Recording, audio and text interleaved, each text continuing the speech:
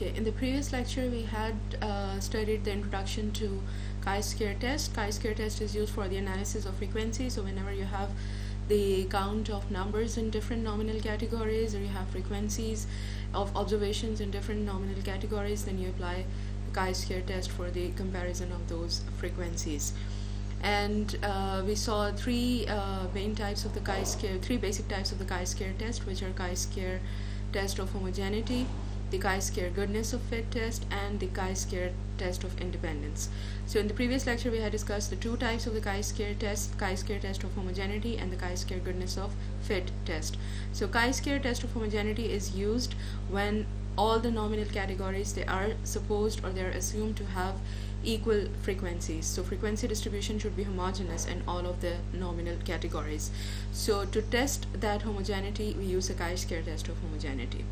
Then the chi-square goodness of fit test. So if we don't assume them to be the frequencies to be homogeneous, rather we assume that these frequency distribution patterns, they should follow a trend, or they should follow a predetermined ratio, then we have to apply the chi-square goodness of fit test, that how much or how good our observed frequencies they fit into the model, how good they fit into the predetermined ratios.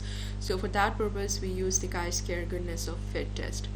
So now we are coming to the third type of the chi-square test, which is the chi-square test of independence, and this test is also known as the test of association. And this test is used to test the independence of two categorical or nominal variables.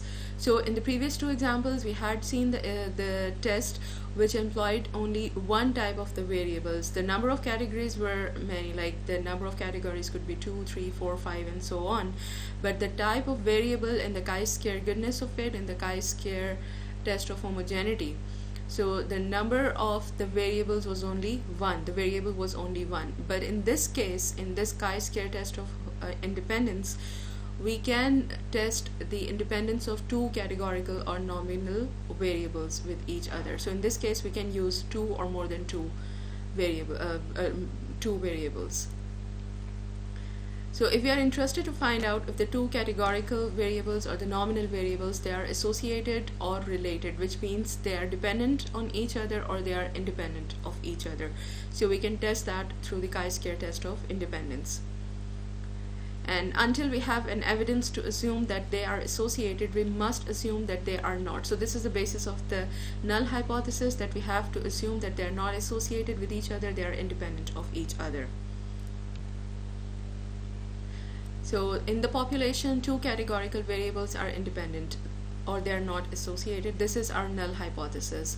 And the alternate hypothesis is, in the population, two categorical variables are dependent. Or in other words, we can say that in the population, two categorical variables are not associated. And the alternate hypothesis is, in the population, two categorical variables are associated. Now we will see an example that a biologist collects leaf litter from quadrate, and these quadrates are placed randomly at night on the ground in two woodlands, one on clay soil and other on chalk soil. And then he sorts through the litter and picks out woodlice of two species, Oniscus and Armadillidium. Now the question is there any association between soil type and woodlice species? So null hypothesis is there is no association between soil type and woodlice species. And the alternate hypothesis is there is an association between soil type and woodlice species. And observations are presented in a contingency table. So these are the observations. So why we are applying the chi-square test of independence? Because our question is to test the association between two variables. And what are these two variables? One variable is the type of soil, which is either the clay soil or the chalk soil, and the other variable is the type of species of woodlice, which is either Oniscus or Armadillidium. So these are the two variables, so that is why we are using the chi-square test of independence. And we have stated our null hypothesis and alternate hypothesis, and these are the observations that biologist made. So these observations are presented in a contingency table. So what is meant by a contingency table?